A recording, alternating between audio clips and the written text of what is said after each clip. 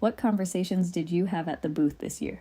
We spoke to so many people from different industries, like the automotive, medical industry, R&D departments, universities, and it was all focused around how can they be more sustainable, how can they adopt our technology, and what materials can they still develop in-house. So it was very interesting to make that connection. Why do you think the PA12 powder line attracted so much attention? So many people that have MGF printers and SLS printers, at one point they're stuck with these barrels full of powder. So we thought, let's bring one of these barrels to the front of the booth because people will recognize it.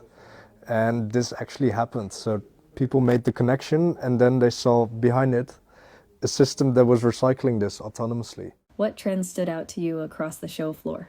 A clear trend that we've been seeing is the adoption of 3D printing for real-life applications, so end-use parts. So it's less gimmicky, less wow factor, but more real. Like how can people actually adopt 3D printing in their actual workflow? How can you use it on a daily process? Any message for the people who visited us? So I just want to say thank you to everyone who visited our booth, because we got so much energy from talking with everyone. And all these conversations give us so much inspiration on how we can innovate even further. How can we connect more with you guys and the industry?